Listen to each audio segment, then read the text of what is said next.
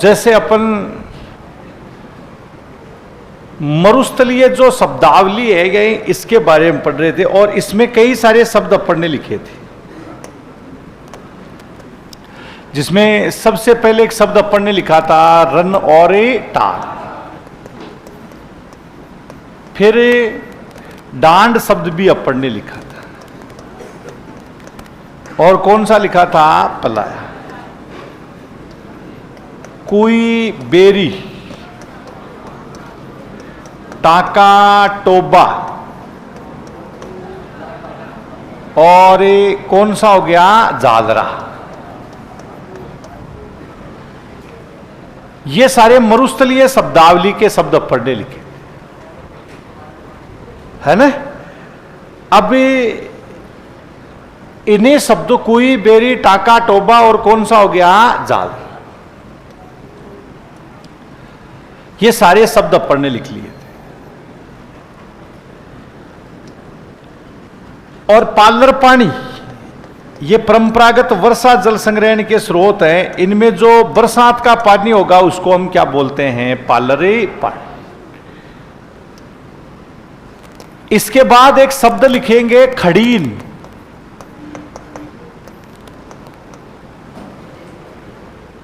कौन सा हो गया? खड़ीन। खड़ीन परंपरागत वर्षा जल संग्रहण की तकनीक है। स्रोत नहीं है, ये क्या है? तकनीक। बरसात के पानी को इकट्ठा कैसे किया जाए उसको हम क्या कहते हैं? खड़ी। तो ये 15वीं सदी में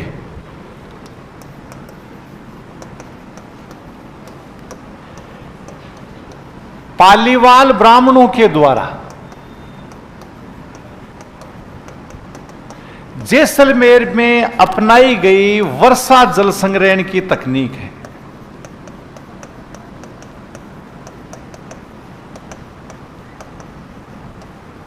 हाँ, कि कौन सी तकनीक हो गई? वर्षा कि 15वीं सदी में पालीवाल ब्राह्मणों के द्वारा जैसलमेर में अपनाई गई वर्षा जल संग्रहण की तकनीक है, उसी को खड़ीन कहते हैं। आज भी जैसलमेर में छोटी बड़ी 500 खड़ीनें हैं,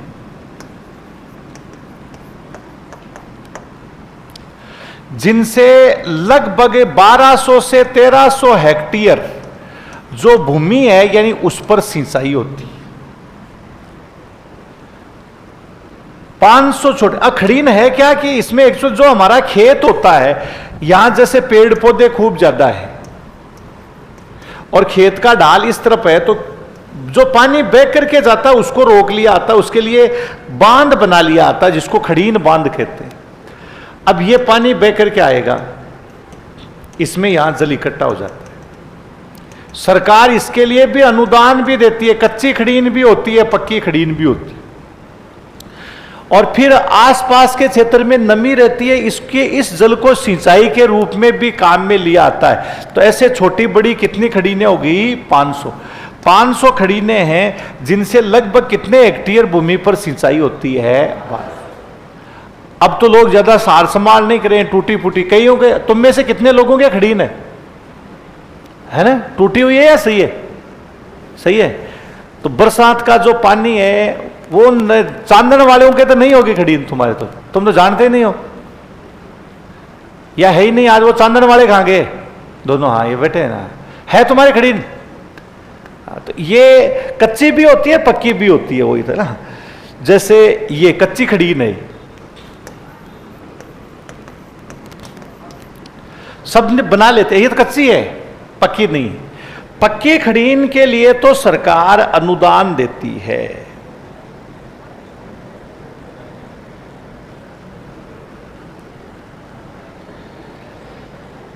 ये एक पक्की खड़ीन है। पक्का जो बांध बना लिया जाता है, ये पक्की खड़ीन अपन कह सकते हैं। तो इसको ही खड़ीन के नाम से जाना आता है।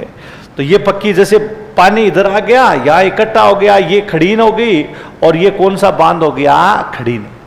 इसको हम क्या है, खड़ीन कहते हैं। ऐसी लगभग छोटी बड़ी 500 खड़ीने, और जिनसे जैसलमेर के लगभग 1200 हेक्टेयर जो भाग है, यही उस पर क्या हो रही है, सिंचाई।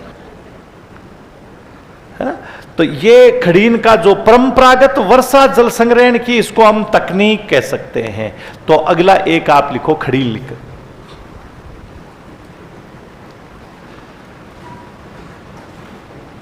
खड़ीन लिख करके लिखो।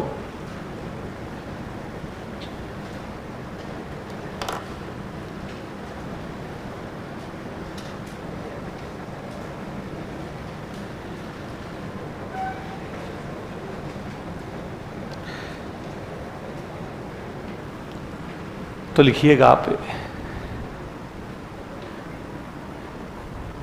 15वीं सदी में, 15वीं सदी में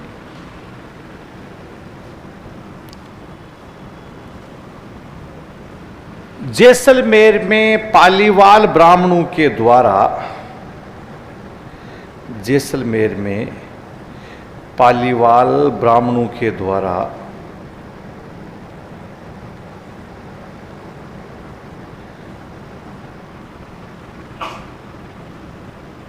15वीं सदी में जैसलमेर में पालीवाल ब्राह्मणों के द्वारा अपनाई गई वर्षा जल संग्रहण की,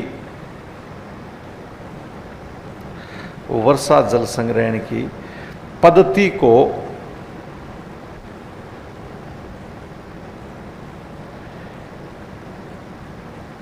खड़ीन कहते हैं।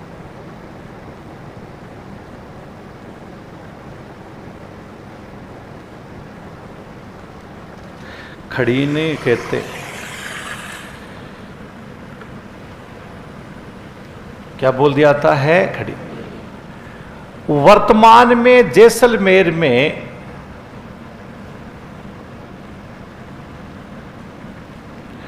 वर्तमान में जैसलमेर छोटी बड़ी 500 खड़ीने,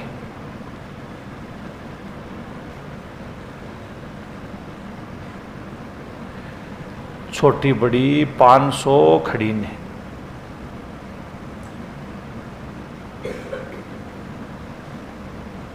जिनसे लगभग 1200 हेक्टेयर भूमि पर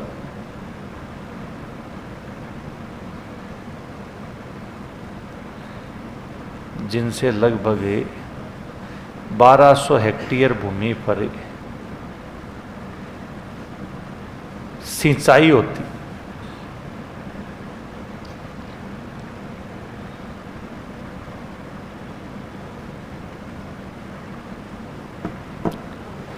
कि लगभग 1200 हेक्टेयर भूमि है, यानी इस पर क्या होती है, सिंचाई। तो ये खड़ीन का जो भाग अपन ने लिखा, तो ये कच्ची पक्की बरसात का जो पानी है, यही वो इनमें क्या होता है, यही इकट्ठा कर लिया आता है। ये अपन ने लिखा था कौन सा है, टांका। अब देखो इसके बाद अगला एक है हमादा। हमादा भी लिख सकते हैं, दूसरे शब्दों में इसको हम क्या कह सकते हैं, हम्मद। तो हमादा या हम्मद किसे कहते हैं? ये पथरीला या अपन कह सकते हैं चट्टानी मरुस्थल। ये हमारे मतलब सारा के मरुस्थल के शब्द है, पथरीला, या फिर हम कह सकते हैं कौन सा मरुस्थल हो गया, चट्टानी मरुस्थल। उसी को हम्मद या फिर क्या कह सकते हैं, हम्मा। पथरीला मरुस्थल कह सकते हैं, दूसरे शब्दों में इसको हम कौन सा कह सकते हैं, चट्टानी मरु। ऐसा जैसलमेर में जो लोदरवा है, कौन सा हो गया, लोदर। मुमल और वो कौन से राजा थे, महेंद्र। वो जो कहानी सर सुनाएंगे तुम्हें, सुना दी, हाँ वो प्रेम कथा है क्या पता नहीं मुझे। तो लोदरवा है, यही वहां पर जैसलमेर है, गई यहां पथरीला या चट्टानी मरुस्थल है, गई इसी को हम्मद या हमादा कहते हैं। जैसे जैसलमेर का कौन सा क्षेत्र हो गया, लोद। मिट्टी नहीं है, पूरा ही कौन सा क्षेत्र हो गया? पथरीला। पथरीला जो क्षेत्र आता है ये। और इसी प्रकार से एक शब्द आता है रेग। रेग ये कौन सा मरुस्थल हो गया? मिश्रित मरुस्थल। कौन सा मरुस्थल हो गया? मिश्रित। उसको रेग कहा जाता है। ऐसा क्षेत्र जैसलमेर के रामगढ़ में, ये अपने भी ये रेग ही है। पथरीला और कंकरीला दोनों। अपनी रेत में रेत कम है और कंकड़ ज्यादा है। ये कंकड़ थोड़ी सी अगर अपन पलाव जमीन जोतते हैं, थोड़ा सा गहराई में पलाव लगाए तो नीचे से क्या आना शुरू हो जाएंगे? कंकड़। तो ये इसको रेग के नाम से जाना आता है। पथरीला मरुस्थल भी कह सकते हैं और दूसरा इसको हम क्या कह सकते हैं? रेतीला मरुस्थल है, इसके नाम से भी जाना, उसको रेग कहते हैं। और एक शब्द होता है इर्ग। इर्ग भी लिख देते हैं, अर्ग भी लिख दिया आता है। यह है रेतीला मरुस्थल। जो आपको मैंने जितने सारे टीले दिखाए थे वो सारे यही थे। रेतीला मरुस्थल है, यही उसको हम क्या कह देंगे? रेग के नाम से जानना आता है। वो क्या कहलाएगा? रेग। तो पहले एक शब्द लिखो, हम्मादा या हम्मद। हम्मादा या हम्मद में लिखो। लिखो पथरीला या चट्टानी मरुस्थल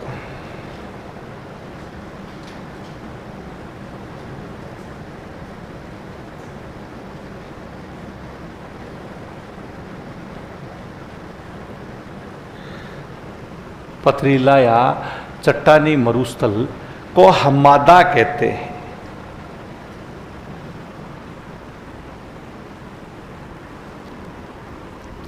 हम्मादा कहते हैं।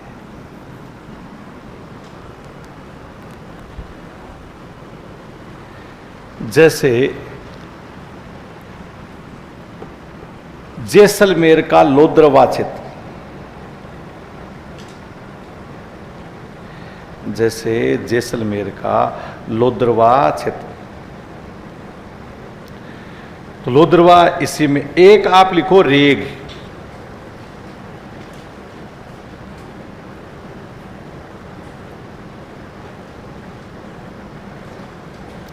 रेग का मतलब कौन सा मरुस्थल हो गया? बताओ। मिश्रित। तो रेग लिख करके लिखो।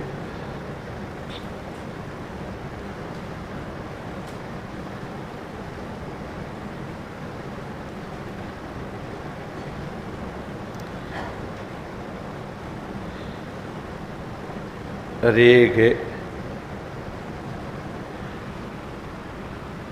मिश्रित मरुस्थल। रेतीला और कंकरीला लिखो। मिश्रित मरुस्थल को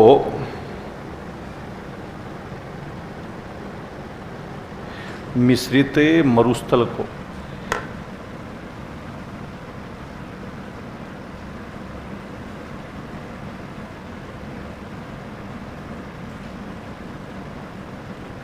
रेग कहते हैं। जैसे जैसलमेर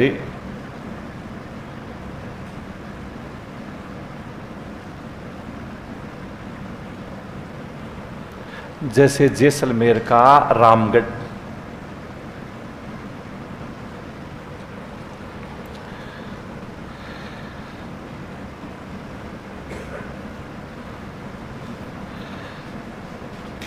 तो जैसलमेर का कौन सा क्षेत्र आता है? राम। ये इसी का जो क्षेत्र अपन देख सकते हैं। और एक लिखो इर्ग या अर्ग।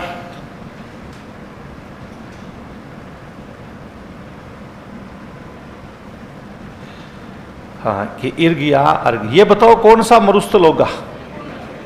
रेतीला मरुस्थल। तो इर्ग या अर्ग में लिखो। रेतीले मरुस्थल को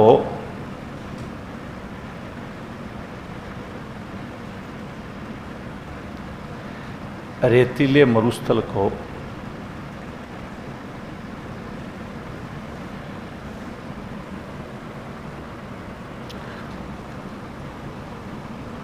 इर्ग या अर्ग कहते हैं।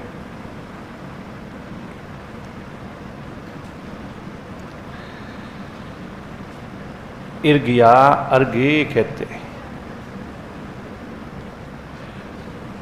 फिर इसके बाद अगला एक आप लिखिएगा समगांव।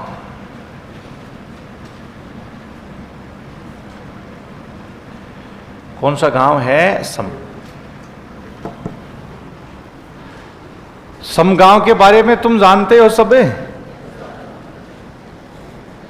ये रेग का भाग अपन ने लिखा है।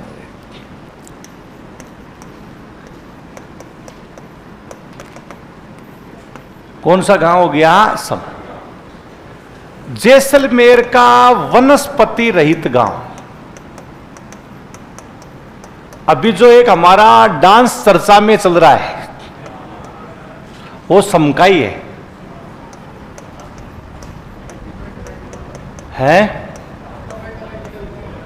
क्या कह रहे? हाँ, वो जैसलमेर का, वो ताजा ही है, अभी होली थी ना। हाँ, उसी का है। उसको तुमने ज्यादा चढ़ा दिया, वही था बात। एक छोरा तो कल तुम में से ही था कोई कुरापाती ऐसा कि 50 की उम्र में 25 वाले नाटक कर रहा है। कौन कुरापाती था? तुम्ही में से था कोई ना कोई।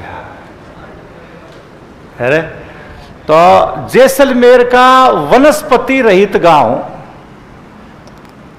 जहां मतलब घास फूस नहीं है, पौधे तो हैं, वनस्पति का मतलब होता है घास, वो नहीं है, रेत के दौरे हैं, कि वनस्पति रहित गांव को ही क्या कह दिया आता है? समगांव। समगांव के न जो सम के टीलों के लिए जाना आता है। जो मरु महोत्सव होता है वो 3 दिन चलता है, अंतिम दिन यहीं पर होता है। अब तो सरकार इसके लिए अलग से 500 करोड़ रुपए पास किए, सम का अधिग्रहण कर लेगी कुछ समय बाद, जहां पर यानी जो आप देख कई अनेक प्रकार की सफारी होती है, यहां पर यानी केमल सफारी भी होती है, थार सफारी भी हो रही है, और वो बाइक सफारी भी अवैध, हालांकि बाइक को इजाजत है नहीं वहां पर। तो ये सारी जो सफारियां है यानी उसके लिए ये प्रसिद्ध है। कौन सा गांव है? समगांव। जैसलमेर से आपको 50-55 किलोमीटर और दूर जाना पड़ता है, यानी वही कौन सा जो सम के डोरों के लिए और रेत के जो टेंट हैं उनके लिए प्रसिद्ध है। ये जो टेंट अपन देख सकते हैं अस्थायी होते हैं, आजकल तो स्थायी होटलें बन गई कई सारी वहां पर। हाँ, एक तो आपके इधर बद्रीनारायण जी हैं जो पहले सांसद रहे हैं ना, उनका ही एक तो स्थायी टेंट वहां का। तो ये जैसे ऐसी, हाँ, रात को कल्चर प्रोग्राम वगैरह होता है, हाँ, डांस वगैरह, वो डांस कर सकते हैं, फोक डांस, वहां के पुराने जो गाने वगैरह होते हैं यही उनके साथ में भी है। बेटा अकेले का यही तो सुख है, समझ गए हो ना? कोई मना नहीं करता, वही वो किसी के भी साथ डांस कर सकते हैं, वही तो बात है। नहीं तो कितने सारे पंगे रहते हैं। हाँ, अब यही तुम्हारी काकी अगर ऑस्ट्रेलिया नहीं होती, यहां होती, तो मैं डांस कर पाता? तुम कर लेने दो कि तुम में से बहुत सारी शादीशुदा बेटी हो, अपने आदमी को ऐसे कर लेने दो, दूसरे के साथ में डांस है ना। तो ये हमारा फायदे हैं ये कई सारे, है ना। हाँ, अब लेकिन तुम इतना इसको शेयर कर रहे हो, इससे मुझे लग रहा है कि गड़बड़ हो सकती है हमारे साथ। कहीं ये ऑस्ट्रेलिया तक पहुंच गया तो दिक्कत हो जाएगी ना फिर। हाँ। तो ये सम के टीले हैं जहां पर सम टेंट, फोक डांस वगैरह है, यानी इसके लिए प्रसिद्ध है। यानी वो कौन सा गांव हो गया? समगांव। समगांव है, मतलब अच्छी जगह है। यहां की मिट्टी की विशेषता क्या? मोटी है।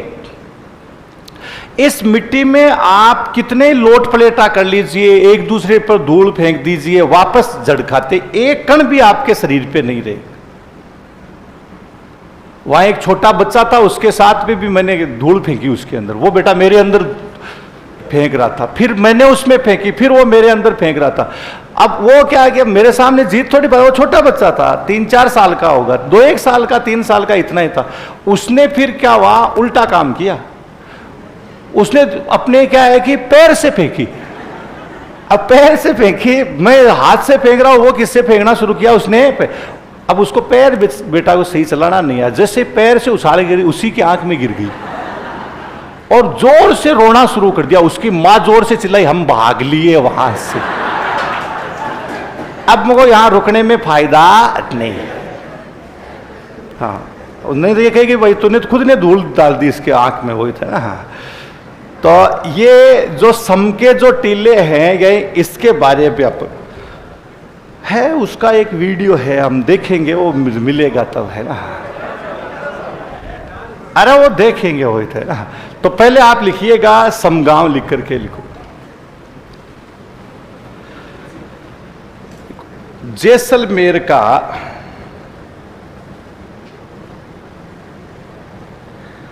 वनस्पति रहित गांव।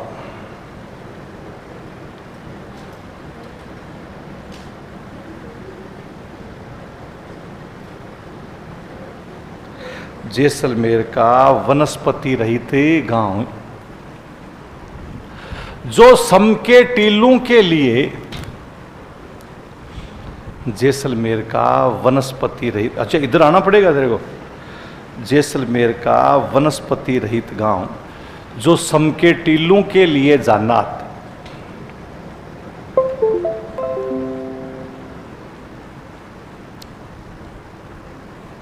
सम के टीलों के लिए जान्नात। तो यहां जो टेंटों में लोग रुकते हैं, हाँ, ये कई अलग अलग,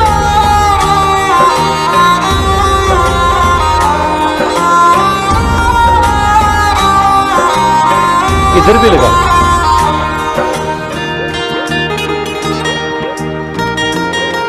दिनेश इधर लगाई इस स्क्रीन पे।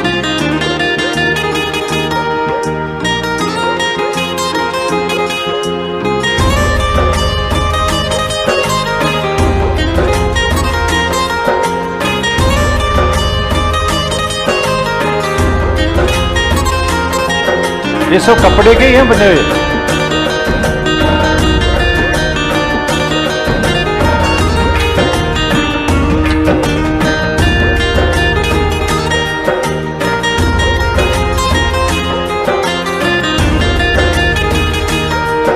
ये टेंटों के आगे सुबह सुबह धूप लेनी हो, सर्दियों में जाने का आनंद है यहाँ।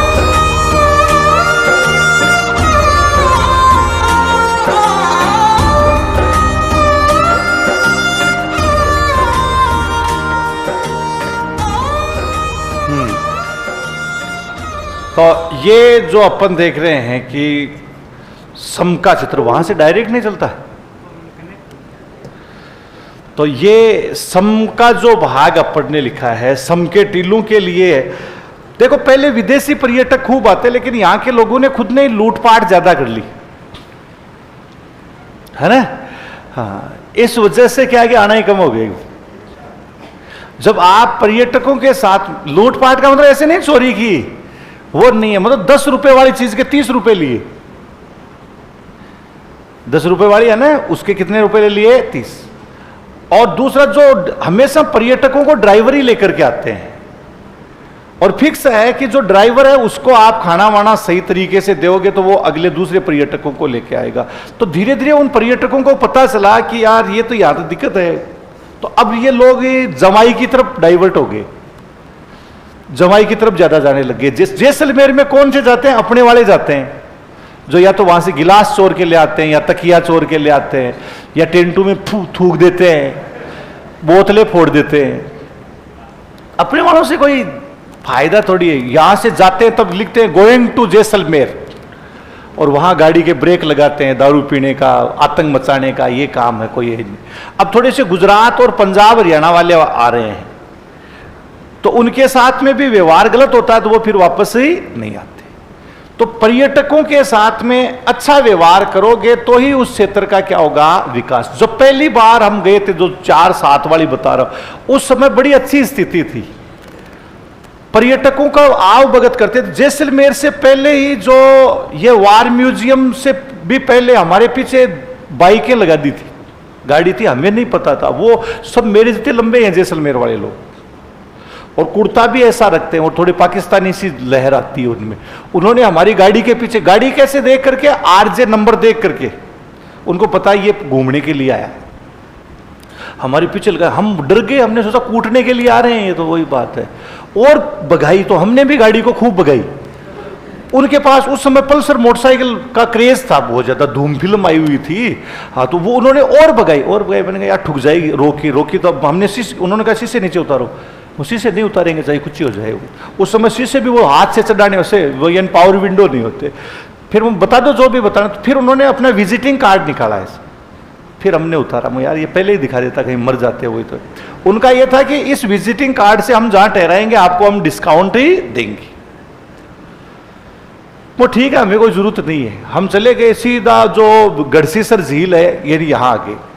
वहां पर उस समय पटुओं की हवेली की, गढ़ की, इसको देखने की रसीद कटती थी। हम भी कम थोड़े थे, हमने कहा कोई रसीद नहीं चाहिए, ऐसे ही चले आते। देख करके वापस फिर सम चले गए। सम पहुंचे हम शाम को 5 बजे। 5 बजे बाद ही पहुंचने का आनंद है सम में, अभी गर्मियों में कोई मतलब नहीं है। हाँ, तो वहां जैसे 5 बजे 6 बजे इधर उधर टेंट वालों से बात की तो सब रुपए मांग रहे, 3000 4000 एक आदमी के रुकने के, 2000 2500। हमारे पास टोटली इतने रुपए थे, सरकारी फंड में से बचाने होते हैं ना, वो थे। तो और सबसे बड़ा बेनिफिट है कि परिवार साथ में होता है तो मजबूरियां होती है सुरक्षित जगह रुकने की। हम तो सारे के सारे वही थे, हमारे जैसे ही थे, बिना परिवार वाले आदमी। ये रोकेंगे तो ठीक है, नहीं बाहर कहीं सो जाएंगे रेत के टिबड़े पर अपने, क्या है वही। अब वो लास्ट में उनसे समझौता, हम चारों आदमियों का टोटल जो समझौता हुआ 1200 रुपए में हो गया समझौता। और सबसे ज्यादा मजे ही हमने ही लिए। हाँ, अब हमारे जो 3 दोस्त थे वो थोड़ी लिम्का ठीक लगाने वाले आदमी थे, उनकी दोस्ती हो गई उधर से हरियाणा से पूरा गैंग आई हुई थी। एक हरियाणा गैंग का मतलब वो घूमने वाले थे, अच्छे लोग थे वो भी ढक्कन खोल करके आराम से लेने वाले थे। तो हमारा एक आदमी उनसे अच्छी दोस्ती कर ली। दोस्ती करते करते उनकी बातचीत हो गई कितने रुपए में रुके। वो भी 4 आदमी थे, उन चारों से ले लिए 16,000। कितने रुपए ले लिए? 16, है ना। हाँ, देख लो तुम्हारे जैसलमेर वाले क्या कहते। और हम टोटली कितने? 1200 रुपए में, 300 रुपए के हिसाब से। अब वो हमारे वाले ने कह दिया उनको, उन बेचारों को नींद ही नहीं आई। वो रात को 3 बजे भागे उठ करके। उन्होंने सोचा वो लूटेंगे यहां पर, वही बात नहीं। जबकि नियम यह था सालासर जाना था, हमको सुबह चलेंगे, साथ ही चलेंगे। हमारे वाला वो सुबह उठते उसने तो भाग करके उनकी झोंपड़ी में गया कि यार मेरे दोस्त तो है ही नहीं। वो तेरे दोस्त को तूने रात ने सही बता दी तो भाग लिए, वो ये बात है। तो ऐसे अब वो लोग, उनके परिवार वाले वो लोग नहीं आएंगे वापस। ऐसे क्या हुआ है, पर्यटकों का पीछे 2000 यानी जो 17-18 से क्रेज कम हो गया जैसलमेर। अब अपने वाले आते हैं बस गोइंग टू जैसलमेर लिखने वाले, तो उनसे कोई ज्यादा फायदा नहीं होता है। तो ये अब इसी गांव से आप वापस जैसलमेर की तरफ आओगे, थोड़ा साइड के अंदर रह जाता है कुलदरा, जिसको हॉन्टेड विलेज कहा जाता है, भूतिया गांव। कौन सा गांव हो गया? भूतिया। ये हॉन्टेड विलेज है जो अब लोग जानने लगे, और हम इसको उस दौर में देख के आगे जहां कोई जाता ही नहीं था। भूतिया गांव था। अब तो कोविड में तो क्या हो गया, यूट्यूब आ गया तो लोग वीडियो चढ़ाने लगे तो पता चलने लगा, नहीं पहले किसी को ध्यान ही नहीं था इसका। बड़ा मुश्किल से ढूंढते ढूंढते इस गांव तक पहुंचे। हॉन्टेड विलेज है। यहां पर यह कहा जाता है कि पालीवाल ब्राह्मण रहा करते थे। संपन्न गांव था, 84 गांवों का समूह है ये। और जो हॉन्टेड जो विलेज भूतिया गांव और संपन्न, ये पालीवाल थे, कृषक वर्ग, खेती करने वाले थे। ये हॉन्टेड विलेज जिसके अवशेष, ये अब तो सरकार भी इसका अधिग्रहण कर चुकी है लगभग, बस थोड़े दिन बाद में टिकटें होना शुरू हो जाएगा, मॉडिफाई कर रही है इसको। ये हॉन्टेड, ये आज आप बर्तन देख रहे हो, ये हमने खुले में ऐसे ही पड़ा हुआ बर्तन देखा था। आज इस बर्तन को उठा करके वहां संग्रहालय बना दिया गया, उसमें बंद कर दिया गया। वहां पर टूटी हुई गाड़ी हमने देखी थी जिसको अब एकदम से बंद कर रखा है। नहीं, ऐसे ही पड़े थे वो सारे के सारे चीजें, कोई किसी को कोई मतलब ही नहीं था। भूतिया गांव, तो ये पालीवाल ब्राह्मणों का गांव है। और ये खेती करते थे। काकनी जो नदी वाला एरिया आता है, यानी इसमें यानी वो लोग क्या है कि खेती वगैरह करके अपना रोजगार चलाते। एक्चुअल में तो ये पाली रहते थे। तुम में भी होगा कभी पालीवाल नहीं है? 2-3 पालीवाल आदमी। तुम तो जैसलमेर नहीं रहते अभी।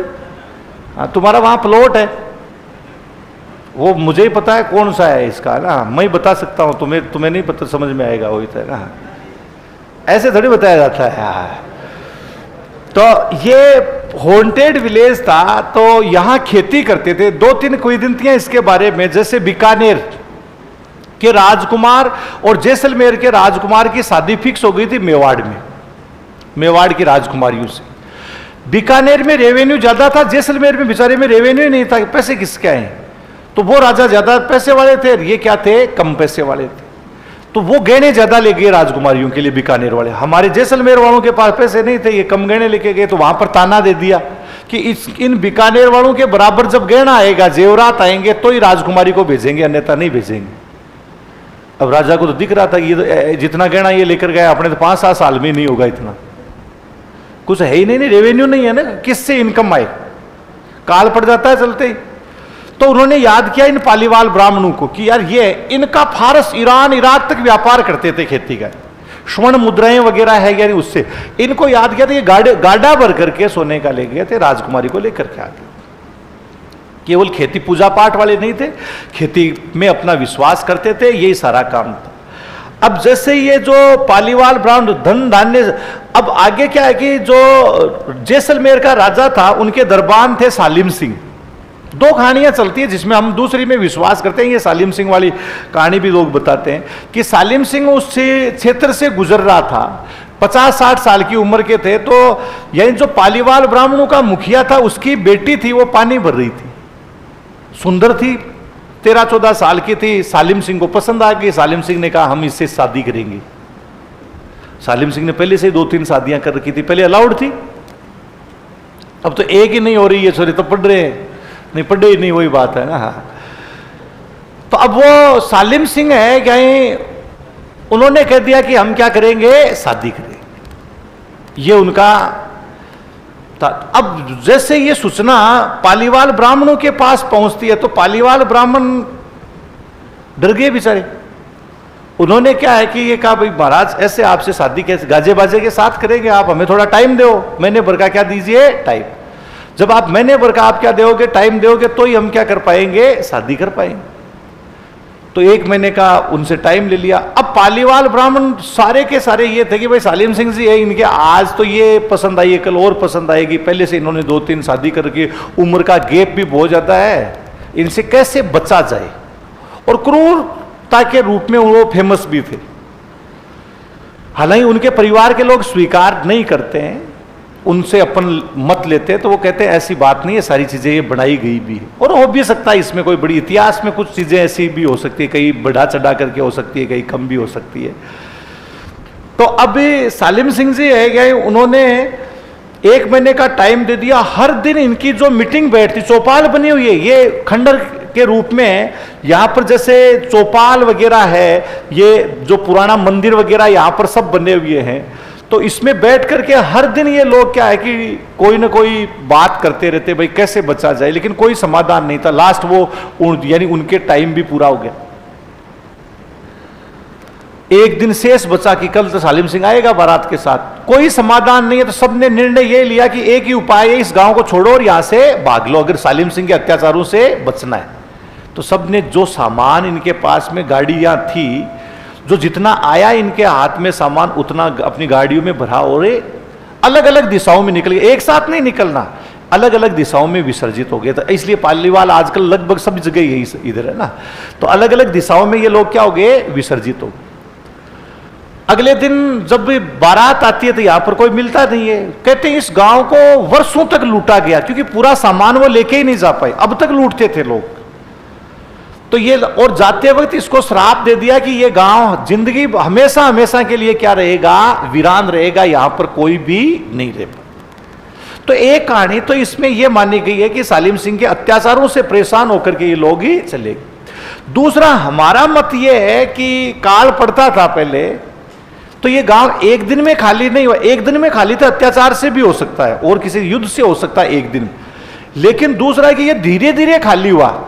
धीरे धीरे खाली हुआ तो कोई प्राकृतिक आपदा हो सकती है, वो धीरे धीरे घटित होगी। काल पड़ गया, काल पड़ गया तो अपने अकाल पड़ता है तो अपने यहां मरुस्थल में आज भी यही है कि अपन एडवांस में पहले से अनाज रखते हैं। आपके जैसे बाजरी है तो 150-60 बोरी तो घर में ऐसे ही रखते हैं परमानेंट, नहीं आती है तब भी पुराने वाली को बेचते। तो यहां पर भी लोगों के पास में अनाज था। जैसे जैसे अनाज खत्म हो रहा था वैसे वैसे लोग क्या है गांव छोड़ करके जा रहे थे। जैसे आज इनका अनाज खत्म हो गया, पता चला कि अब मिलना नहीं है, तो यहां से वो कौन से क्षेत्र में चले गए दूसरे। तो ऐसे धीरे धीरे काल पड़ने की वजह, दूसरा कारण यह भी हो सकता है अकाल की वजह से भी ये गांव क्या हुआ है, खाली हुआ है। लेकिन ज्यादातर इसको सालिम सिंह है यानी उनसे ज्यादा जोड़ा गया है इसको।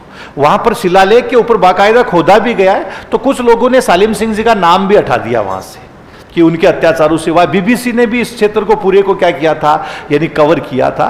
तो ये दोनों है, अकाल हुआ है तो ये धीरे धीरे क्या हुआ है, खाली हुआ है, और अत्याचार से हुआ है तो फिर क्या हुआ है, यानी एक दिन में खाली। वही कौन सा गांव है, यानी कुलदरा गांव, जिसको हॉन्टेड विलेज कहा जाता है। इसमें केक्टस गार्डन भी, ये मंदिर का जो क्षेत्र भी अपन कह रहे हैं, ये सब कहां पर, तो ये पूरा का पूरा जो भाग अपन देखेंगे समगांव के पास में ही कौन सा हो गया, कुलदरा।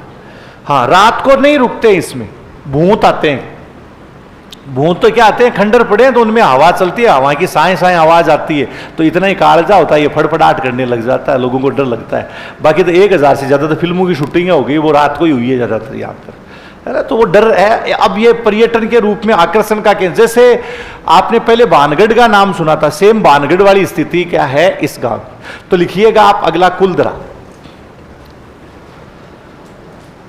कुलदरा लिख करके लिखो। जैसलमेर का भूतिया गांव है, भूतिया और सांपित गांव भी बोल देते, श्राप दिया हुआ है ना, श्रापित गांव या सांपित गांव अपन लिख सकते।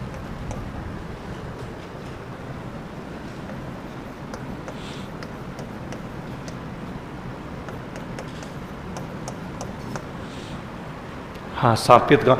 इसमें जुरासिक की गार्डन भी है, हाँ, जिसमें केक्टस वनस्पति, थोर वगैरह आता है ना,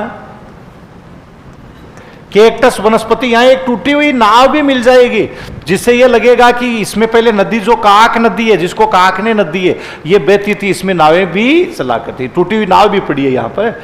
हाँ, तो भूतिया या सांपित गांव। यहां जुरासिक गार्डन, जैसे एंट्री करोगे तो वहीं आएगा जुरासिक गार्डन है, जिसमें केक्टस वनस्पति, केक्टस से वनस्पति पाई जाती।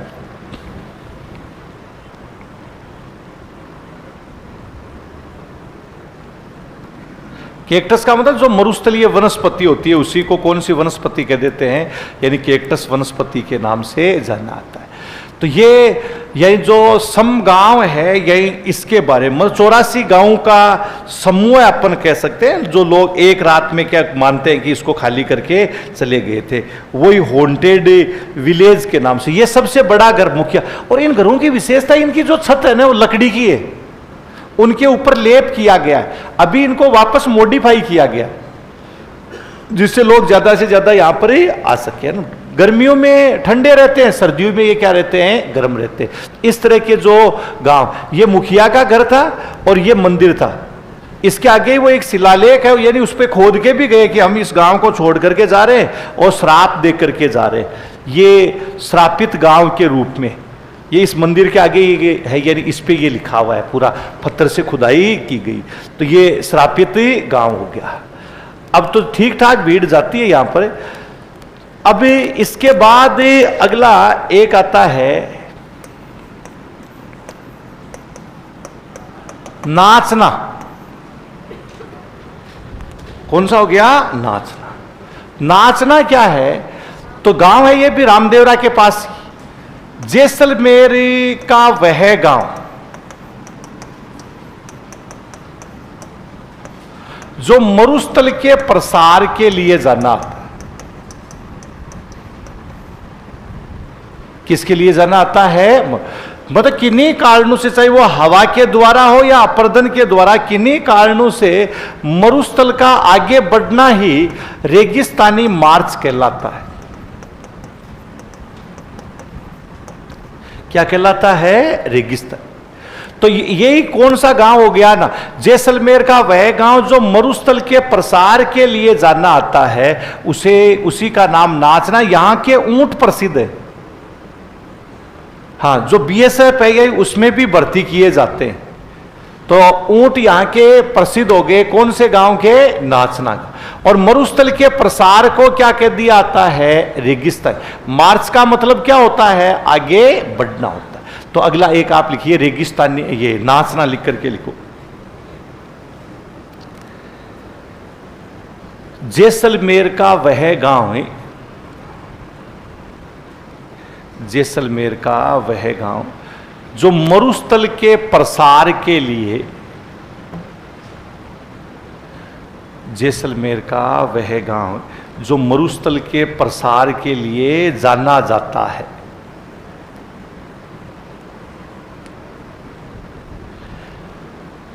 मरुस्थल के प्रसार के लिए जाना, मरुस्थल के प्रसार को,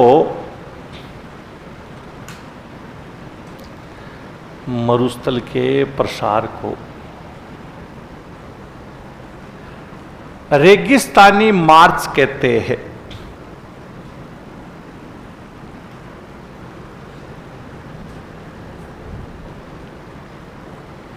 रेगिस्तानी मार्च से कहते हैं। यहां के ऊंट प्रसिद्ध है।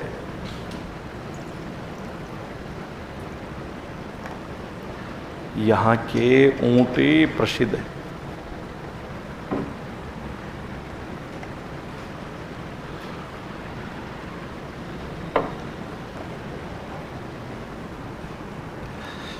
कि यहाँ के क्या प्रसिद्ध हैं? ऊंट। तो ये कौन से गांव की है? नाचना। नाचना का मतलब ये नहीं कि यहाँ के लोग नाचते हैं सारे। नाचना के बाद अगला जैसे एक है पीवना।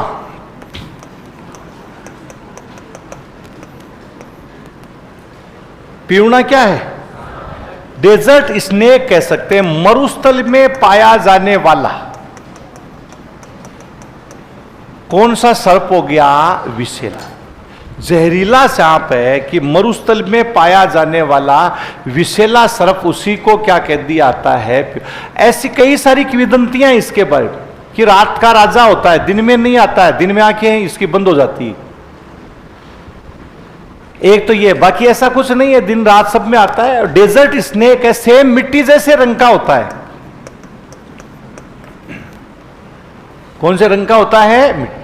तो एकदम से पहचान में भी नहीं आता है, मिट्टी पे पड़ा रहता है ऐसे। दूसरी एक कहानी और गजब की है इसमें कि जब आदमी रात को सोया हुआ रहता है तब उसकी छाती पे आके बैठ जाता है। किस पे आके बैठता है? और जब हम श्वास छोड़ते हैं तब वो खुद सांस लेता है अपने वाली, और जब अपन सांस लेते हैं तब वो खुद की सांस छोड़ देता है। सर्प की श्वास कैसी होती है? जहरीली। आदमी क्या हो जाता है? बेहोश। अगर बीच में आंख खुल गई तो बेहोशी है। छाती पे कौन बैठा है? हाँ, तो वो तो वैसे गया काम से। हाँ, ये फालतू की बात है, ये नहीं है छाती पर बैठने वाला बात है ना। हाँ है, ये सांप ऐसी बात नहीं है। अब तो विलुप्त ही हो गया, केवल उन क्षेत्रों में जहां खेती नहीं होती। पलाव से कट गया, सेम मिट्टी जैसे, बिना बिल के जमीन में घुस जाता है शरीर को हिला करके। सेम मिट्टी जैसे रंग का है। ये देखिए पीवना है, डेजर्ट स्नेक। मिट्टी में इसमें कोई अंतर ही नहीं है, और शरीर को यूं हिला करके ये अंदर घुस जाता है। ये देखिए, ये पीवना जो सांप है, ये इसे डर है इसका, लेकिन उन क्षेत्रों में जहां खेती नहीं होती है वहां पर आज भी पीवना पाया जाता है। तो इसको डेजर्ट स्नेक है, या इसके नाम से इसको जानना आता है, पीवना से। अब एक्चुअल इसकी बात क्या है कि ये आदमी को डंसता है, लेकिन कोई भी जानवर होगा छेड़ेंगे तो ही डंसेगा, अन्यथा नहीं। बड़ी यानी इसकी जो अपने शरीर को बचाए रखने के लिए जमीन में भी ये चला आता है। कहते हैं इसको मारा आपने और वापस फेंक दिया या जमीन में गाड़ दिया, फिर मिट्टी खा के जिंदा हो जाता है, फिर मिलने आ सकता है। अब काटता नहीं है, लोगों का ये मानना है, लेकिन काटता है। हमारे लूणकरण सर में दोस्त थे, डॉक्टर थे, अब तो वहां यहां पोस्टेड नहीं है वो, तो उनसे हम मिलने के लिए गए। उनसे यही बात पूछी, वो ये पीवना काटता है या नहीं काटता है, कि काटता कि नहीं काटता ये नहीं पता, लेकिन 7-8 दिन में 1-2 मरीज आ ही जाता है इसका। ये उस समय की बात बता रहा हूँ कि 7-8 के बाद, जिस समय इतनी सड़कें नहीं हुआ करती थी। यहां जोधपुर से लूणकरण सर जाने में 10 घंटे लगते थे, कच्चे रास्ते। तो ये पूरा जो क्षेत्र था, मतलब गांव में जब अपन जाते थे तो बहुत समय लगता था। तो क्या काट के लोग नहीं मानते, यही कहते हैं कि ये पीवना पी गया उसको, और रात को काटता है ये। तो इसका पीछे कारण क्या है, तो कि डंसता है कि एक जैसे व्यक्ति खेत में काम कर रहा था, उसको जैसे पीवना मिला तो उसको गुस्साया एकदम से, उसने क्या है उसको ठोका। तो उसके हाथ में कुल्हाड़ी थी, कुल्हाड़ी सीधी चला दी उसने। मुंह पे ठोकते हैं सांप को मारने के लिए, तो जैसे कुल्हाड़ी सीधी चलाई तो कट गया, मुंडी दूर हो गई और ये पीछे रही। अब मुंडी उछल करके साइड में गिर गई। कई बार ऐसा होता है जिस चीज को अपन ढूंढना चाहते हैं वो मिलती नहीं है। कई बार पेन आपके हाथ में ही होता है और कहते हैं मेरा पेन किसने लिया, पेन है मेरा पेन किसने लिया, वो बाद में है कि मेरे हाथ में है। और कई तो गालियां भी टिका देते हैं। होता है कभी ऐसा? ऐसे कई बार ऊपर वाले जेब में क्या होते हैं, पैसे होते हैं, अपन झुकते हैं तो वो सिक्के गिर जाते हैं नीचे, और अपन भाग के पकड़ने की कोशिश करते हैं, खुद गिर जाते हैं, वो सिक्का आगे भाग जाता है।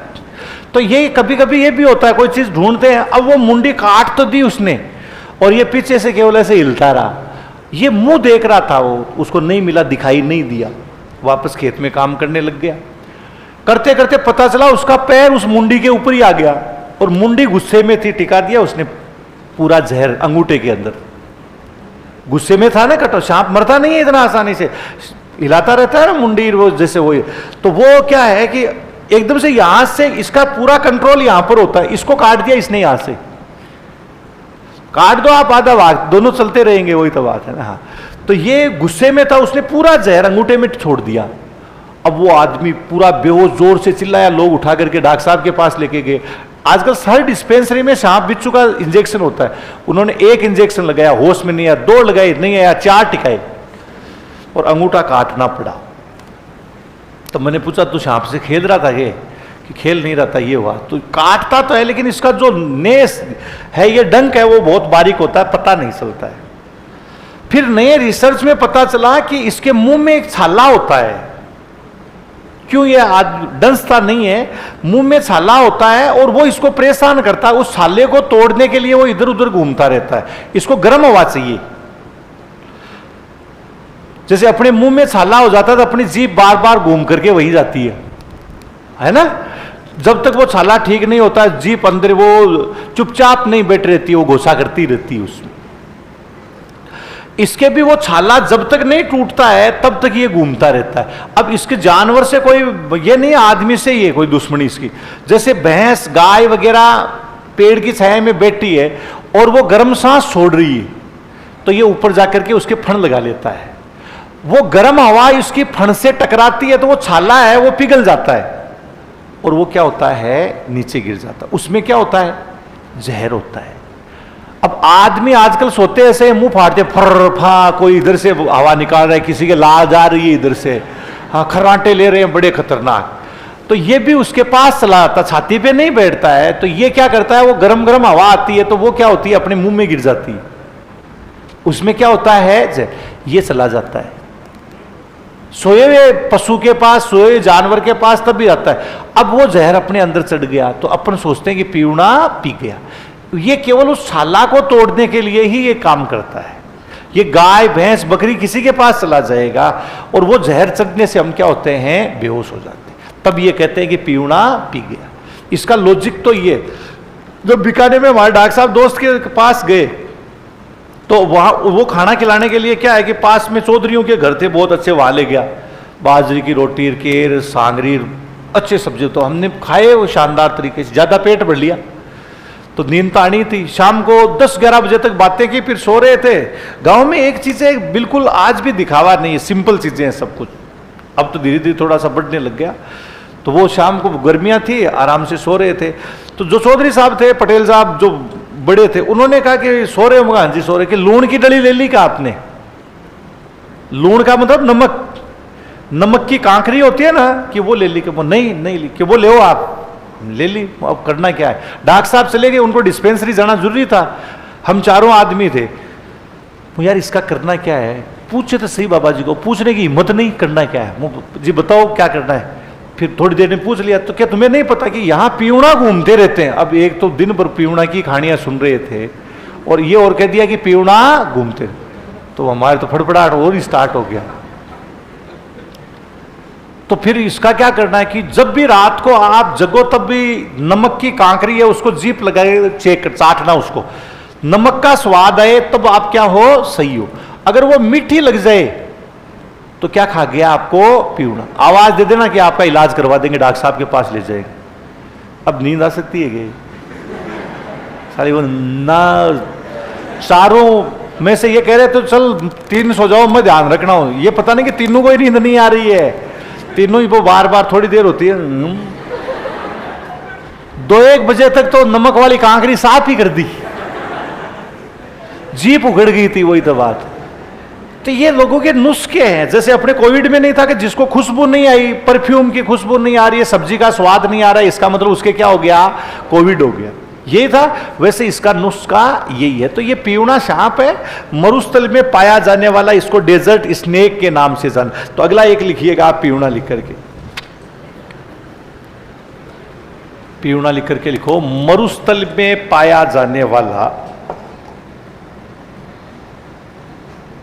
मरुस्थल में पाया जाने वाला विषैला सर्प।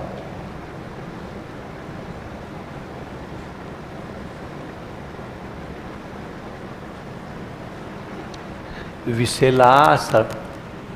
हाँ, कि मरुस्थल में पाया जाने वाला कौन सा सर्प आता है? विषै। तो जहरीला जो सांप अपन कह रहे हैं, एक ही शब्द होता है, यानी वल या माड।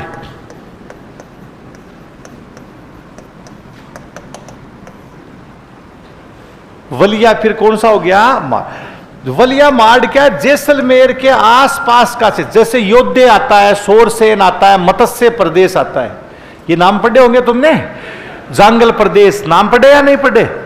हाँ, इतिहास में पढ़े होंगे। कौन से? मत्स्य प्रदेश कौन सा, जांगल प्रदेश कौन सा, योद्धे कौन सा है, सोरसेन। वैसे वलिया माड भी शायद पढ़ा होगा। जैसलमेर के आसपास का जो क्षेत्र होता है, यही उसको हम क्या कहते हैं? वलिया माड। ऐसे ही एक क्षेत्र होता है थली। थली भी प्रदेश का ही नाम है। कहां से? बीकानेर। बीकानेर से चूरू में जो सरदार शहर आता है, वहां तक की मरुस्थलीय पट्टी को किस नाम से जाना आता है? थली के नाम से जाना। उसको हम क्या कह देते हैं? थली। तो अगला एक लिखो, वलिया माड। वलिया माड लिख करके लिखो।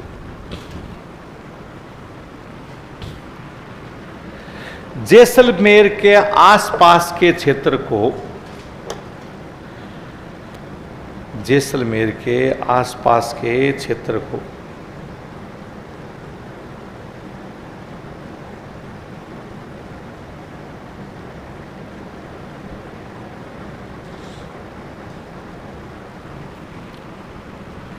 वलिया माड कहते हैं।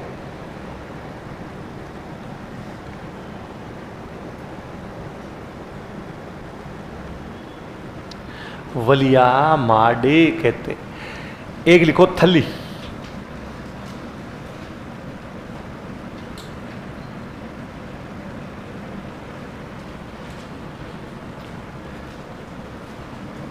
बीकानेर और चूरू, बीकानेर से चूरू तक की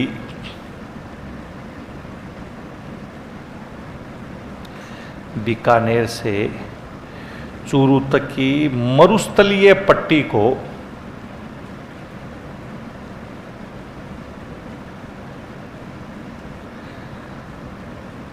मरुस्थलीय पट्टी को थली कहते हैं। हाँ, कि थली के नाम से जाना। तो ये पूरा जो भाग अपन देख रहे हैं थार डेजर्ट है, यही इसके बारे में अपन ने लिखा कि मरुस्थलीय जो प्रदेश अलग अलग प्रकार का, तो यहाँ की जो दुर्गम दूरस्थ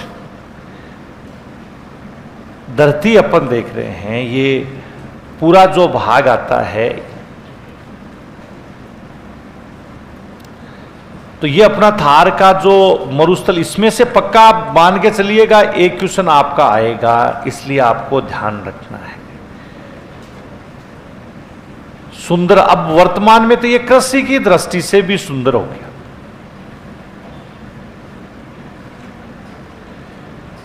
कहीं इसमें घास, वन, नहर, सारी चीजें आप देख रहे हो। कई जगह बरसात भी क्या होती है, अच्छी खाए।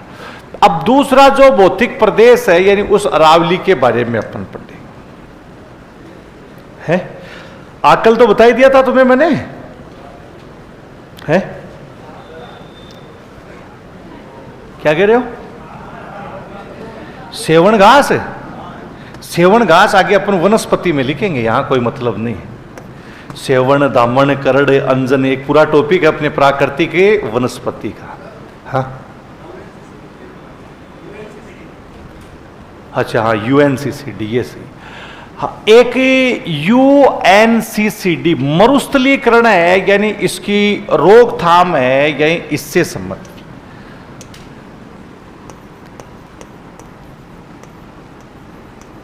संयुक्त राष्ट्र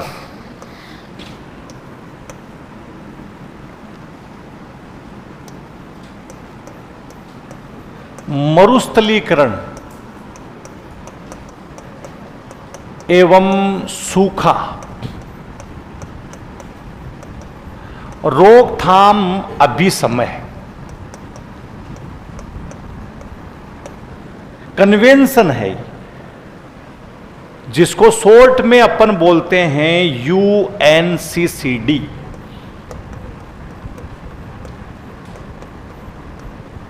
ऐसे ही होता है यूएनएफसीसी, सब अलग अलग है। यूएनसीसीडी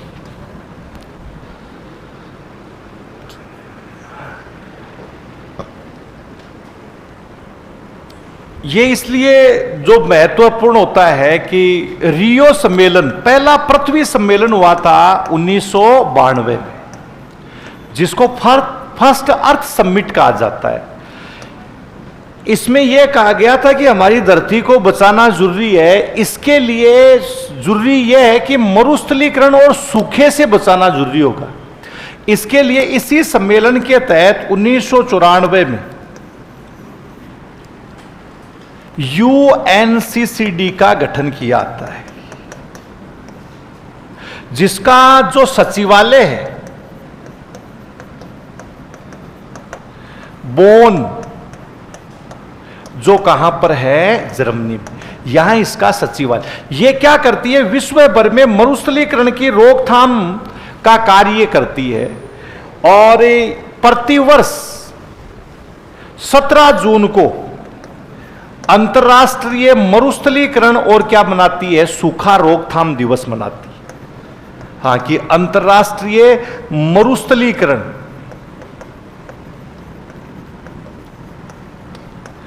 और कौन सा दिवस मनाती है, सूखा रोकथाम दिवस मनाती है। इसके लिए अब तक कॉन्फ्रेंस ऑफ पार्टीज 16 सम्मेलन हो चुके हैं। 1994 से 2024 तक कॉन्फ्रेंस ऑफ पार्टीज कितनी वार्ता हो चुकी है, 16। 16वीं वार्ता आपको विशेष रूप से ध्यान रखनी है, ये रियाद में हुई थी। रियाद कौन से देश में, सऊदी अरब। सऊदी अरब है, यानी यहां पर रियाद में हुई थी। इस कॉन्फ्रेंस ऑफ पार्टीज में राजस्थान की तरफ से भाग किसने लिया था, प्रोफेसर श्याम सुंदर जानी ने। तुम में से कितने लोगों का यह नाम सुना हुआ है, प्रोफेसर श्याम सुंदर जानी? कम से कम बीकानेर वालों को तो पता ही होना चाहिए। बीकानेर के कितने लोग, और पता भी नहीं, ये देखो ये रहने लायक ही नहीं हो तुम बीकानेर में। तो केवल बस इंस्टा पे रील ही देखती है, इनकी भी देखा करो। हाँ, नहीं देखती। हाँ, प्रोफेसर श्याम सुंदरी जाने जिन्होंने मुद्दा उठाया, ये इसलिए बता रहा हूं, लूणकरण सर जो कहां पर है, बीकानेर। और दूसरा आपको बड़ोपल, बड़ोपल कहां पर आता है, हनुमानगढ़। ये दोनों ही जगह पानी भरा रहता है कि इनको वेटलैंड का दर्जा दिया जाए, रामसर भूमि का। जैसे अभी तक हमारे राजस्थान में कितने रामसर साइड है, दो। कौन कौन सी, सांबर और केवलार। इन्होंने कहा ये यहां पर इनको भी रामसर साइड का क्या दिया जाए, दर्जा। ये मुद्दा किसने उठाया था, प्रोफेसर डूंगर कॉलेज में प्रोफेसर है, हरित परिणाम करते हैं, पौधे बांटने का और पौधों की रक्षा करने का, वन्य जीवों के लिए काम कर रहे हैं। ये इन्होंने, क्योंकि अगर इनका ध्यान नहीं रखा तो डेजर्ट में तब्दील हो जाएगी ये, इसलिए ये काम कॉन्फ्रेंस ऑफ पार्टीज है, यानी जो 16वां सम्मेलन रियाद सऊदी अरेबिया में हुआ था 2026 में, यही कॉन्फ्रेंस ऑफ पार्टी यूएनसीसीडी का अगला 17वां सम्मेलन कहां पर होगा, मंगोलिया। सब मरुस्थलीय प्रदेश ही हैं, यानी यहां पर मंगोलिया के अंदर होगा। तो ये यूएनसीसीडी का प्रमुख काम क्या होता है, मरुस्थलीकरण की क्या करना, रोकथाम। इसमें भारत का प्रतिनिधित्व किया था भूपेंद्र यादव। कौन है भूपेंद्र यादव, पर्यावरण मंत्री। कौन हो गया, केंद्रीय पर्यावरण, राजस्थान का नहीं, केंद्रीय पर्यावरण मंत्री। और भूपेंद्र यादव के साथ में ही दूसरा आपको हरियाणा के मुख्यमंत्री कौन है, नायब सिंह। कौन थे, नायब। ये दिसंबर में 2 दिसंबर से लेकर के 13 दिसंबर तक सम्मेलन चला था। तो उसमें श्याम सुंदर जानिए उन्होंने खूब प्रयास किया। ये पूरा भाग संयुक्त मरुस्थलीकरण की रोकथाम के लिए 1994 में इस संस्था का यानी गठन किया गया। और प्रतिवर्ष 17 जून को कौन सा दिवस मनाया जाता है, अंतर्राष्ट्रीय मरुस्थलीकरण और सूखा रोकथाम दिवस। पहला पृथ्वी सम्मेलन कब हुआ था, 1900। जो कौन से शहर में हुआ था, रियो डी जेनेरो। उसमें यह मुद्दा उठाया गया था। इसलिए रियो डी जेनेरो कौन से देश में आता है, ब्राजील के अंदर आता है। आज दुनिया में सब जगह मरुस्थल है, केवल एक महाद्वीप में मरुस्थल नहीं है। कौन से, यूरोप। कौन से में नहीं है, यूरोप में मरुस्थल नहीं है। तो वहां पर भी इसी तरीके से अगर जलवायु में परिवर्तन आता रहा तो मरुस्थल बन जाए। तो ये क्या है, एक ही यूएनसी। तो इसमें तो 17 जून का ध्यान रखना। तो पहले आप लिखिएगा, हाँ, जो संयुक्त राष्ट्र मरुस्थलीकरण एवं सूखा रोकथाम अभिसम्मेलन,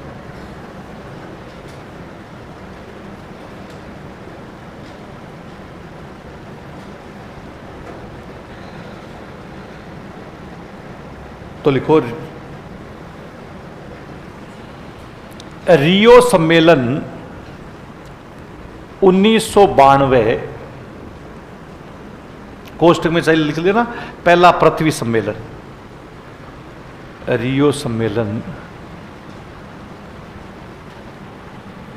1992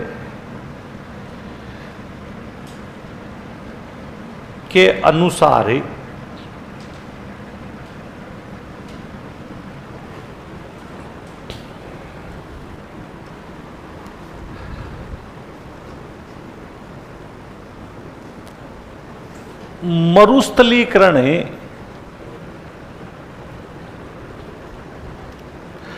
मरुस्थलीकरण और सूखा रोकथाम के लिए,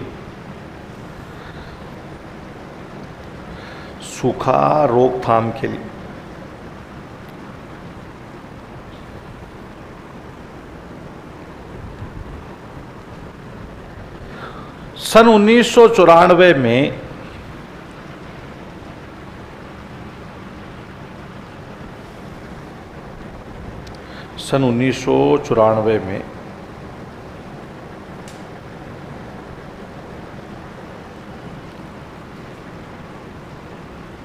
यूएनसीसीडी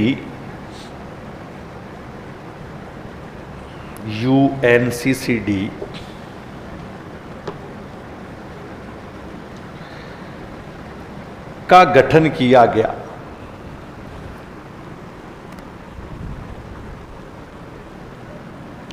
यूएनसीसीडी, ऊपर पूरा नाम अपन ने लिखा है, मतलब ये होता है यूनाइटेड नेशन डेजर्टिफिकेशन ड्रोट। हाँ, तो कन्वेंशन है, यानी इसके नाम से जानना आप। यूएनसीसीडी का गठन किया गया।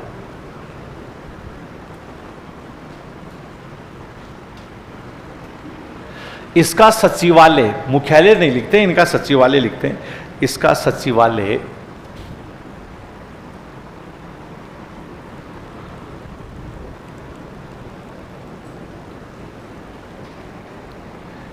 बोन जर्मनी में है।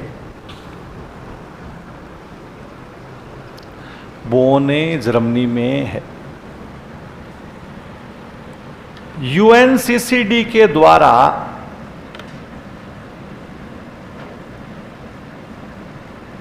यूएनसीसीडी के द्वारा 1994 से 2024 तक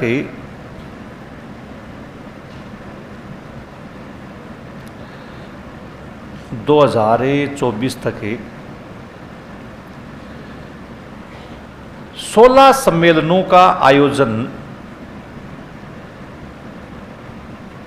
16 पर्यावरण सम्मेलन लिखना, 16 पर्यावरण सम्मेलनों का आयोजन हो चुका है।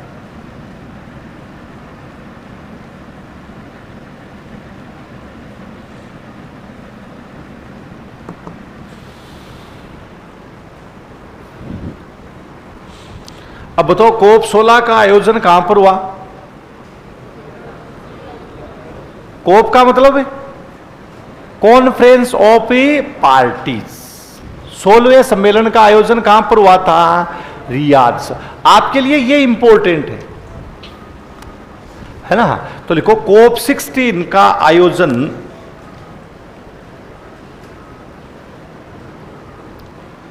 कोप 16 का आयोजन रियाद सऊदी अरब, रियाद सऊदी अरब में हुआ।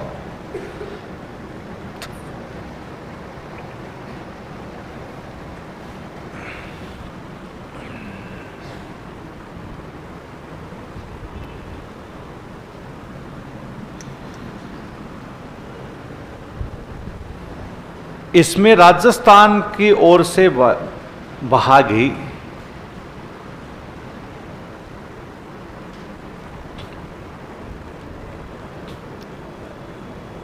इसमें राजस्थान की ओर से भाग प्रोफेसर श्याम सुंदर जानी, प्रोफेसर श्याम सुंदर राजस्थान की ओर से भागे, प्रोफेसर श्याम सुंदर जानी ने लिया।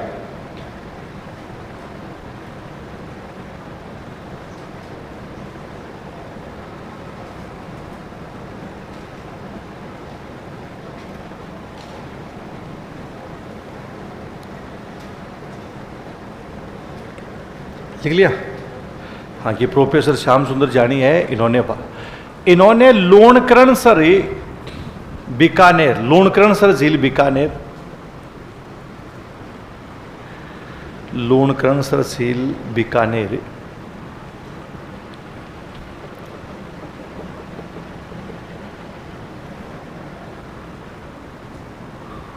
और बड़ोपल झील हनुमानगढ़,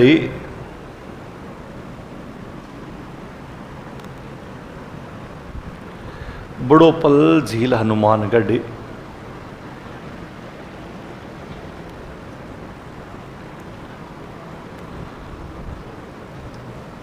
को रामसर भूमि में,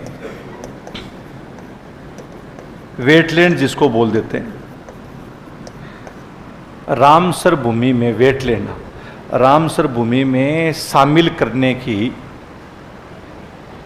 मांग की। रामसर भूमि में शामिल करने की मांगें की।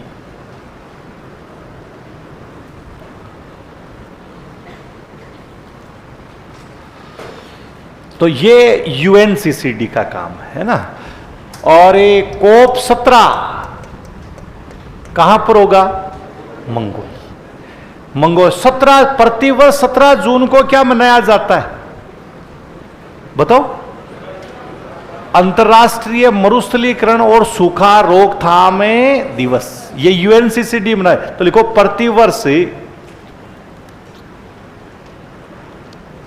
प्रतिवर्ष 16 सितंबर को, सॉरी 17 जून, हाँ 16 सितंबर नहीं, वो तो ओजोन दिवस हो गया। प्रतिवर्ष 17 जून को अंतर्राष्ट्रीय मरुस्थलीकरण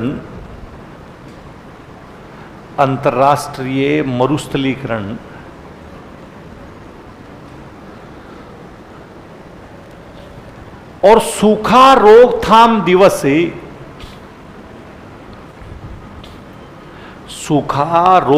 दिवस मनाया जाता है।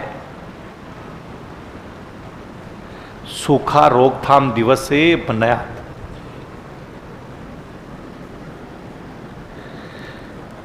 इसकी कोई ना कोई थीम भी होती है, विषय भी होता है।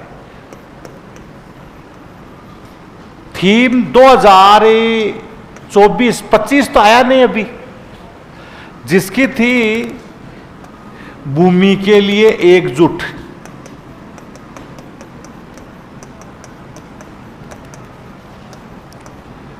भूमि के लिए क्या होना है? एकजुट। हमारी विरासत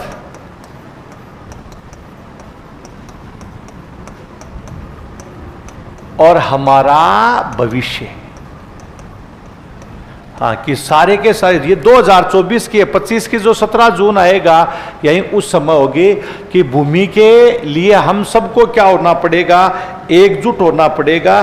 तो हमारी जो मूल रूप से अपन देख रहे हैं कि एकजुट हमारी विरासत और हमारा ही क्या है? भविष्य। तो 2024 की थीम लिख लीजिएगा।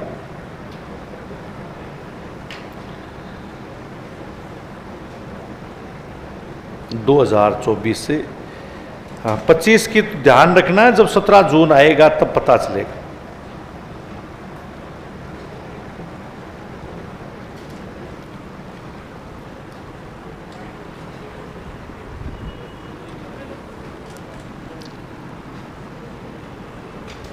तो भूमि के लिए एकजुट, हमारी विरासत और हमारा ही क्या है? भविष्य। भूमि को, वर्तमान में आदमी भूमि की तरफ नहीं देख रहा, आसमान की तरफ देख रहा है। चंद्रमा पे जाने की सोच रहा है, अंतरिक्ष में जाने की सोच रहा है। तो ये तो अपना ये हुआ। अब देखिएगा दूसरा जो भौतिक प्रदेश है, यानी वो कौन सा होगा? अरावली। अरावली को विश्व का प्राचीन पर्वत माना जाता है। अब क्यों माना जाता है? इसके पीछे कारण है कि अब तक विश्व में 4 बार पर्वत निर्माणकारी हलचल हुई। कितनी बार? 4 बार पर्वत बने, एक बार नहीं बने। और प्रत्येक पर्वत निर्माणकारी हलचल के बाद लंबा शांत काल आता है। जैसे पृथ्वी 4.6 अरब से लेकर 60 करोड़ वर्ष तक ठंडी होती है, और उस समय जिन पर्वतों का निर्माण होता है उसको हम प्री कैम्ब्रियन एरा बोल देते हैं। कौन सा एरा बोलते हैं? प्री। और इस हलचल में जिन पर्वतों का निर्माण हुआ उनको हम आर्कियन, या फिर दूसरे शब्दों में हम कह देते हैं सर्नियन। सर्नियन हलचल कह सकते हैं। ये जब तक ठंडी हुई तब तक हमारी पृथ्वी शांत रही। इसको हम कौन सा काल कहते हैं? इसमें कौन से पर्वत का निर्माण होता है? तो बताइए, सबसे पहले कौन से पर्वत का निर्माण हो गया? अरावली पर्वत है। लोरेशियन याद करने की आपको लोरेशियन की जरूरत नहीं है, लेकिन अरावली का तो ध्यान रखना ही पड़ेगा। अलगोमन पर्वत भी आता है, किलार्नियन पर्वत भी आता है। यह आज से 60 करोड़ वर्ष पहले इन पर्वतों का निर्माण। फिर वापस शांत काल आ गया। फिर लगभग 36 करोड़ वर्ष पहले फिर हलचल होती है, और वो हलचल होती है पैलियोजोइक में। कौन से एरा में होती है? पैलियोजोइक। इसमें हमारे जो पर्वत बनते हैं उन पर्वतों का नाम क्या होता है? विंध्याचल, सतपुड़ा, महादेव और मेकाल जो पर्वत आते हैं, ये भारत में इन पर्वतों का निर्माण होता है, और इस हलचल का नाम होता है केलोडोनियन। कौन सी हलचल होती है? केलो। तो प्री कैम्ब्रियन में कौन से पर्वत का निर्माण हुआ? विंध्याचल का निर्माण कब होता है? तो पुराना कौन सा हुआ? फिर वापस शांत काल आया, 10 करोड़ वर्ष तक कुछ नहीं हुआ, शांत काल रहा, और फिर एक हलचल होती है, और इस हलचल को कहा जाता है हर्षिनियन हलचल। फिर इस हर्षिनियन हलचल का मतलब मेसोजोइक महाकल्प हो गया। मेसोजोइक, इसमें जो पर्वत हमारे यानी जो अमेरिका में पर्वत बनता है अपलेशियन पर्वत, यूराल पर्वत, हालांकि अपलेशियन इसी में बनना शुरू हो गया था पैलियोजोइक में, लेकिन इसमें पूर्ण विकास हो गया था। ये मेसोजोइक एरा है, इसमें कौन सा पर्वत बनता है? अपलेश, यूराल पर्वत है इसका निर्माण। फिर लंबा शांत काल रहता है 6-7 करोड़ वर्ष पहले, फिर 7 करोड़ से 3 करोड़ वर्ष पहले फिर एक हलचल होती है, उस हलचल को कहा जाता है अल्पाइन हलचल। और ये अल्पाइन हलचल होती है पैलियोजोइक के सिनोजोइक में, सॉरी टर्शियरी पीरियड आता है उसमें सिनोजोइक है, इस सिनोजोइक एरा में हुई। इसमें बेटा जी कौन सा पर्वत बनता है? हिमालय, आल्पस, रोकीज, एंडीज, ऐसे पर्वतों का निर्माण। और फिलहाल वापस क्या चल रहा है? शांत काल। तो इस प्रकार से बताओ पर्वतों का निर्माण कितनी बार हुआ है? पहली हलचल का क्या नाम है? आर्कियन या सर्ग। दूसरी हलचल आती है, बताइए उसका नाम क्या हो गया? तीसरी कौन सी है? हर्ष। चौथी कौन सी होगी? आपको यही दे दिया जाए, निम्न में से सबसे प्राचीन पर्वत कौन सा है? अरावली ऑप्शन में नहीं है, ऑप्शन में लिखा हुआ है आर्कियन लिखा हुआ है, केलोडोनियन लिखा हुआ, हर्षिनियन लिखा हुआ और अल्पाइन लिखा हुआ। कौन सा है? इसका मतलब अरावली की उत्पत्ति कौन से एरा में हुई? कौन सी हलचल में हुई? किससे पहले हुई? पैलियोजोइक और इसका मतलब अपलेशियन से पहले हुई या बाद में हुई? पहले हुई। लेकिन तुलना अपलेशियन से कैसे की गई है? अपर्दन में, उत्पत्ति में नहीं की गई है, कटाव में की गई। तो ये सबसे पुराना तो अब तक कितनी पर्वत निर्माणकारी हलचल हुई है? 4। प्रत्येक पर्वत निर्माणकारी मतलब अब तक 4 पर्वत निर्माणकारी, मतलब इसको हम ये कह सकते हैं पर्वत निर्माणकारी हलचल। कि कैसे, ये नहीं तो चाहता तो मैं सीधा अरावली भी पढ़ा देता। बनते कैसे? तो सबसे पहले पृथ्वी की उत्पत्ति से अब तक कितनी पर्वत निर्माणकारी हलचल हुई है? 4। प्रत्येक पर्वत निर्माणकारी हलचल के बाद में क्या आता है? शांत काल में कौन सा बल? संपीडनात्मक बल, सिकुड़ने वाला जो बल आता है, इस संपीडनात्मक बल की उत्पत्ति होती, और इसी संपीडनात्मक बल से ही पर्वतों का क्या होता है? निर्माण। तो कितनी बार पर्वतों का निर्माण हुआ है? 4। अभी फिलहाल कौन सा काल चल रहा है? शांत। कई बार हॉस्पिटल में मरीज बीमार हो जाता है, वो तड़पता है, छटपटाता है, चिल्लाता है, उसको लेके जाते हैं तो एक ईसीजी करवाते हैं, उसकी लेके आते हैं स्टेचर पे डाल के फटाफट, उसके फिर वो कई सारी लांगड़े लगा दिए आते हैं, तार से तार लगाते हैं और फिर उसका ईसीजी करवाते हैं। वो मशीन चू चा ऐसे करते, चू चा ऐसे करती है ना, तुम डर जाते हो कि ये तो गया काम से। वो चूचा चूचा कर रही है तब तक ठीक है। अगर वो ये कह दे चू, तुम देखे अब ठीक हो गया, परमानेंट ठीक हो गया। कौन सा काल आ गया? अब 4 आदमी की जरूरत पड़ गई है उसको। वो ठीक नहीं हुआ, वो परमानेंट ठीक हो गया है। इसलिए वो चूचा मशीन जितनी कर रही है, इसका मतलब बीपी सही चल रही है। और वो ऐसे कहते हैं टी,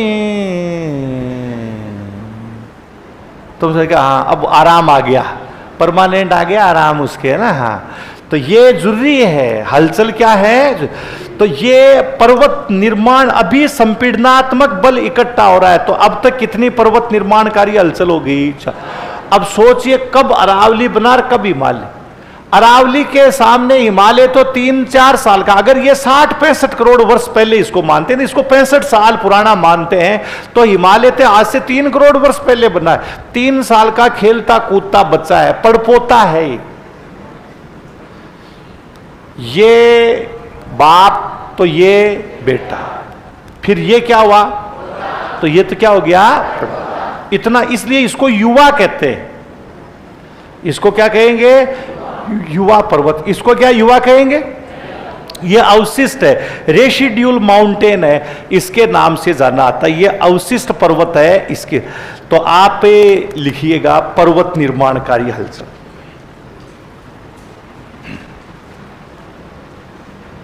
पर्वत निर्माणकारी हलचल लिख करके लिखो।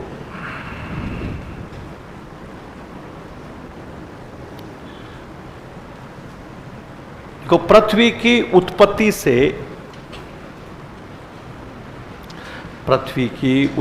से अब तक ही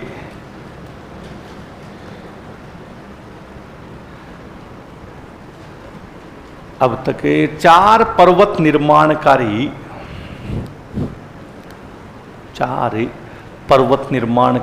हलचल हुई है। पृथ्वी की उत्पत्ति से अब तक ही 4 पर्वत निर्माणकारी हलचल हुई।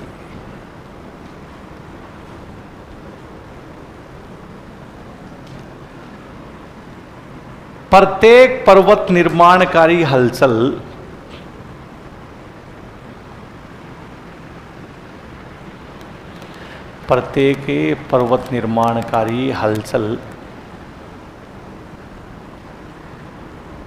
के बाद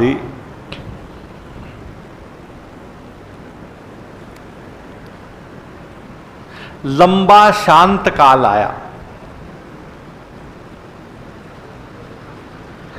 लंबा शांत काल आया।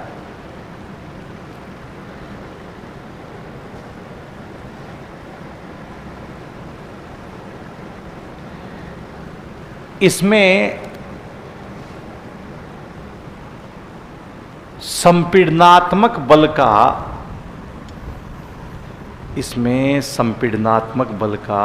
संग्रहण हुआ।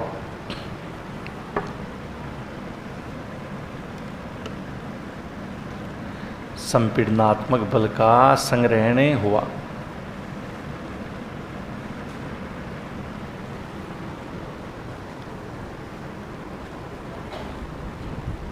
जिससे पर्वतों का निर्माण हो।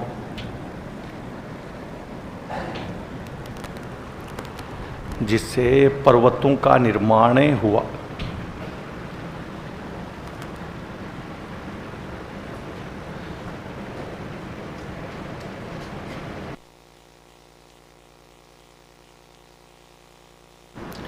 तो जिससे किसका निर्माण होता है? पर्वत।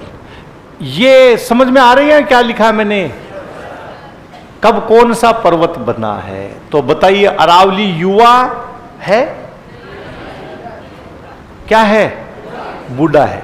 मैं युवा हूं, तो फिर तुम क्या हो?